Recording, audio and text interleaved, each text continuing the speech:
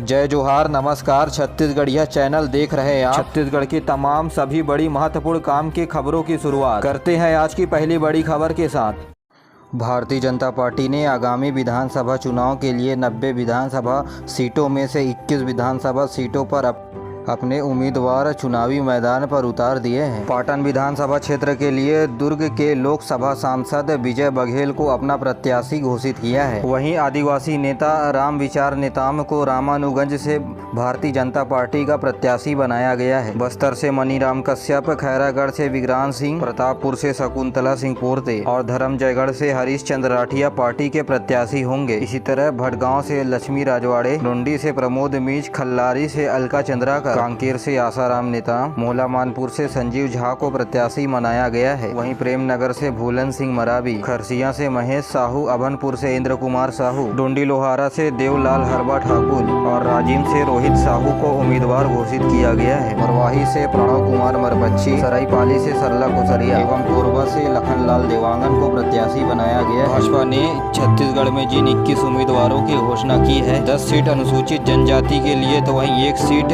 अनुसूचित जाति के लिए आरक्षित है। पार्टी ने रायपुर, दुर्ग और सरगुजा के 5-5 सीटों के साथ ही बस्तर संभाग के लिए 2 उम्मीदवार तो वहीं बिलासपुर संभाग के 4 उम्मीदवारों की घोषणा कर दी है। इनमें प्रतापपुर, भटगांव, खुज्जी, खल्लारी और सरायपाली से महिलाओं को उम्मीदवार बनाया गया है। भारतीय जनता पार्टी के दिल्ली में हुई बैठक पर इन नामों पर मुहर लगाई गई। बैठक में मध्य प्रदेश, तेलंगाना, मिजोरम में होने वाले चुनाव पर भी चर्चा की गई। इस बैठक में प्रधानमंत्री नरेंद्र मोदी, अमित शाह और भाजपा के राष्ट्रीय अध्यक्ष जेपी नड्डा के अलावा सभी राज्यों के अध्यक्ष और मुख्यमंत्री और पूर्व मुख्यमंत्री समेत नेता प्रतिपक्ष भी मौजूद रहे। प्रदेश में छत्तीसगढ़िया ओलंपिक का तीसरा चरण आज से शुरू हो रहा है। इसके तहत विकास खंड और संकुल स्तर की नगरीय प्रतियोगिताएं होंगी। इसमें जोन स्तर पर विजेता प्रतिभागी टीमों के बीच मुकाबले होंगे। तीसरे चरण का समापन 23 अगस्त को होगा। इसमें गिल्ली डंडा, पिट्ठू, लंगड़ी, संखड़ी दौड़, कबड्डी, खो खो, रस्सा खींच और बांटी जैसे खेल विधा शामिल की गई है। वही एकल श्रेणी में बिल्लस, फुगली, गेड़ी दौड़, लंबी कूद, रस्सी कूद और कुश्ती जैसे प्रतियोगिताएं शामिल हैं। जिला स्तर पर चौथे चरण की शुरुआत 27 अगस्त से 3 सितंबर के बीच होगा। वहीं 5वें और अंतिम चरण के मुकाबले 10 सितंबर से 27 सितंबर के बीच होंगे। छत्तीसगढ़ में लगातार रोजगार मेले का आयोजन युवाओं के रोजगार के लिए किया जा रहा है। आज 18 अगस्त को जोरागांव में स्थित पॉलिटेक्निक कॉलेज में, जहां रायपुर के जिला प्रशासन के द्वारा विभिन्न स्थानों पर रोजगार मेले का आयोजन किया जा रहा है। आज 18 अगस्त को बैरन स्थित पॉलिटेक्निक कॉलेज में रोजगार मेले का आयोजन किया जाएगा। इसके बाद 21 अगस्त को बिरगांव में रोजगार मेला, तो वहीं 22 और 23 अगस्त को जोरा में रोजगार मेले का आयोजन किया जाएगा। इन सभी रोजगार मेले में शामिल होने के लिए रोजगार संगी पोर्टल और मोबाइल ऐप के जरिए ऑनलाइन पंजीयन कराया जा सकता है। और अब पेश है मौसम का हाल। अगले 24 घंटे के दौरान दुर्ग, रायपुर और बिलासपुर संभाग में भारी से अति भारी बारिश होने की चेतावनी जारी की गई है। मौसम विभाग के अनुसार बंगाल की खाड़ी से लेकर झारखंड के ऊपर मानसून का द्रोणिका बना हुआ है। इसके अलावा चक्रवाती घेरा भी मौजूद है, जिसके कारण सुकमा और बस्तर जिले में भारी बारिश से अति भारी बारिश होने की संभावनाएं हैं। वहीं बिलासपुर और सरगुजा संभाग में हल्की से मध्यम वर्षा हो सकती है। मौसम विभाग के द्वारा जारी आदेश के मुताबिक धमतरी, गरियाबंद, बस्तर, कोंडागांव और कांकेर जिले के कुछ जगहों पर आज सुबह 8:30 बजे तक भारी बारिश होने का अलर्ट है। वहीं बीते 3 दिनों में प्रदेश के अंबिकापुर, जसपुर और बलरामपुर जिले की कई जगहों पर छत्तीसगढ़ में इलेक्ट्रिक वाहनों के प्रति बढ़ रहा है लोगों का रुझान। प्रदेश में अब तक 71,000 से ज्यादा गाड़ियां हो चुकी हैं रजिस्टर्ड। जी हां, छत्तीसगढ़ सरकार की इलेक्ट्रॉनिक वाहन नीति के तहत राज्य में इलेक्ट्रॉनिक वाहनों की बिक्री लगातार बढ़ोतरी हो रही है। परिवहन विभाग के अंतर्गत राज्य में इलेक्ट्रिक वाहन नीति 2022 के बाद अब तक 71,736 इलेक्ट्रिक वाहन पंजीकृत हो चुके हैं। आपको बता दें कि यदि कोई व्यक्ति इलेक्ट्रिक वाहन खरीदता है तो राज्य सरकार के द्वारा उसे 10% अधिकतम छूट दिया जाता है। इस सब्सिडी के लाभ लेने वाले सबसे ज्यादा लाभार्थी रायपुर जिले के हैं। दूसरे नंबर पर दुर्ग, तो तीसरे नंबर पर बिलासपुर जैसे शहर इलेक्ट्रिक वाहन खरीदी के मामले में शामिल हैं। छत्तीसगढ़ में व्यवहार नाले यानी सिविल कोर्ट की मुख्य परीक्षा का परिणाम जारी कर दिया गया है। साक्षात्कार के लिए 152 अभ्यर्थियों का किया गया है चयन। यहाँ छत्तीसगढ़ लोक सेवा आयोग ने व्यवहार न्यायाधीश के 48 पदों के लिए विज्ञापन जारी किया था। 27 जून को हुई थी मुख्य परीक्षा के बाद साक्षात्कार 152 अभ्यर्थियों की सूची तैयार किया गया है। लिखित परीक्षा के परिणाम आयोग की वेबसाइट www.psc.cg.gov.in पर अपलोड कर दिए गए हैं। बारिश हुई है।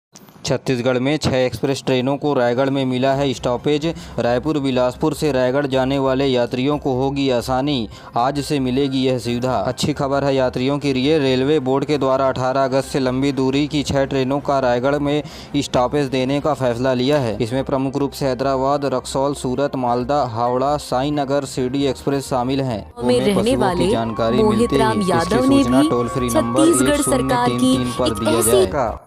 राष्ट्रीय बाल संरक्षण आयोग ने छत्तीसगढ़ में बीते 4 वर्षों के दौरान करीब 39,000 बच्चों के मौत के मामले में राज्य सरकार के खिलाफ जांच के आदेश दिए हैं। आयोग के अध्यक्ष प्रियंका कानूंगो ने छत्तीसगढ़ के मुख्य सचिव को पत्र लिखकर इस पूरे मामले की 7 दिनों के भीतर जाँच कराकर बाल संरक्षण आयोग को इसकी रिपोर्ट भेजने को कहा है। गौरतलब है कि सांसद अरुण साव के नेतृत्व में 4 सांसदों की दल ने बाल संरक्षण आयोग को ज्ञापन सौंपकर बताया था। राज्य विधानसभा में प्रदेश के उप मुख्यमंत्री टी सिंहदेव के द्वारा दी गई जानकारी में छत्तीसगढ़ में जून 2019 से जून 2023 तक 5 वर्ष तक के 39,000 बच्चों की मृत्यु हो चुकी है। आंकड़ों से ज्ञात होता है कि राज्य सरकार नवजात शिशुओं को स्वास्थ्य का लाभ दिलाने में असफल रही है। भाजपा के सांसदों ने इस पूरे प्रकरण में आयोग से जांच कराने की मांग की थी।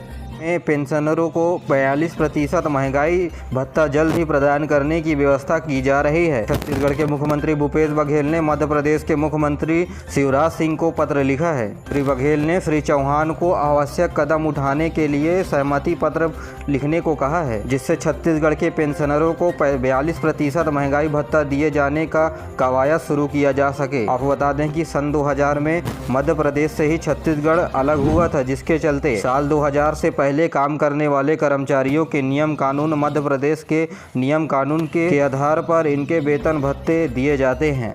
राजनांदगांव स्थित मनगड्ढा खदान में डूबने से 3 युवक की मौत हो गई है। जानकारी के मुताबिक सोमनी थाना क्षेत्र के मनगट्टा क्षेत्र में मन चेतना केंद्र में 4 युवक पिकनिक मनाने के लिए गए हुए थे। इस दौरान 3 युवक बंदकृषक खदान में नहाने के लिए उतर गए। खदान गहरे होने के कारण 3 युवक डूब गए। बाहर खड़े युवक ने पुलिस को जानकारी दी। इसके बाद 3 युवक की गोताखोरों की मदद से देर शाम शव बरामद कर लिए गए। दंतेवाड़ा में सुरक्षा बलों ने दंतेवाड़ा बस स्टेशन के पास एक नाबालिग समेत 4 माओवादियों को गिरफ्तार किया है। इनके पास से लिक्विड एक्सप्लोजिव बरामद किया गया है। बताया जा रहा है कि माओवादी इस लिक्विड को हैदराबाद से लाकर मुलतूद ले जा रहे थे। रायपुर जिला प्रशासन ने मिसल बंदोबस्त ऑनलाइन पोर्टल शुरू किया है। इस पोर्टल के जरिए लोग अपने जमीनों का रिकॉर्ड ऑनलाइन देख करके संबंधित दस्तावेज डाउनलोड कर सकेंगे। अच्छी बात यह है कि यह पूरा काम मोबाइल के माध्यम से किया जा सकेगा। इस ऐप में 1935 से 1939 तक के पुराने मिसल बंदोबस्त रिकॉर्ड दर्ज हैं। पोर्टल में गांव का नाम, कृषक का नाम लिखने से सारी जानकारी सामने आ जाएगी। रायपुर जिले के समस्त ग्राम पंचायतों में आगामी 20 अगस्त से ग्राम सभा का आयोजन किया जाएगा। ग्राम सभा के दौरान मवेशियों को सड़कों में रोके जाने के अलावा मवेशियों के कारण हो रही सड़क दुर्घटना और जान माल को रोकने के लिए उपाय, वहीं ग्रामीणों को मवेशियों को सड़कों पर नहीं आने के लिए जागरूक किया जाएगा। रायपुर कलेक्टर सर्वेश्वर दयाल भूरे ने सभी ग्राम पंचायतों में ग्राम सभा का आयोजन करने के लिए निर्देश दिए। बता दें कि इन हाथियों के दल ने पिछले 38 दिनों में एक व्यक्ति की जान ले ली है। छत्तीसगढ़ में सैनिकों के सम्मान में पूर्व सैनिकों के द्वारा सिपाही रक्षा सूत्र अभियान की शुरुआत की गई है।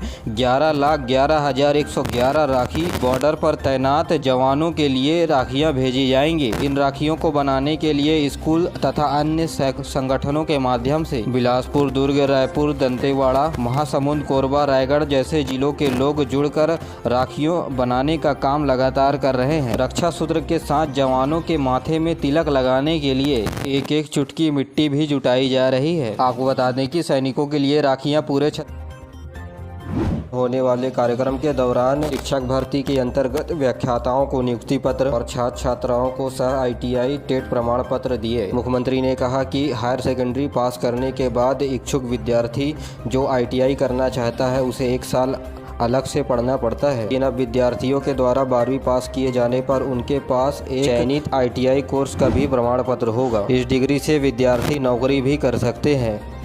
राज्य सरकार ने मुख्यमंत्री उच्च शिक्षा छात्रवृत्ति योजना को स्वीकृति प्रदान कर दी है। इस योजना के तहत व्यावसायिक संस्थानों में प्रवेश लेने वाले छात्र छात्राओं को वार्षिक एक मुश्त 50,000 रुपये की राशि प्रदान की जाएगी। यह योजना IIT एम्स ILU जैसे संस्थानों में निम्न वर्ग के विद्यार्थियों को प्रवेश देने के लिए सुगमता पूर्वक बनाने तथा उन्हें तात्कालिक सहायता प्रदान करने के लिए इस योजना को शुरू किया जा रहा है। इसके अंतर्गत मेरिट में आए हुए छात्र, दिव्यांग और अनाथ बच्चों को प्राथमिकता दिया जाएगा। इस योजना के लिए प्राप्त आवेदनों का निरीक्षण राज्य स्तर की समिति करेगी।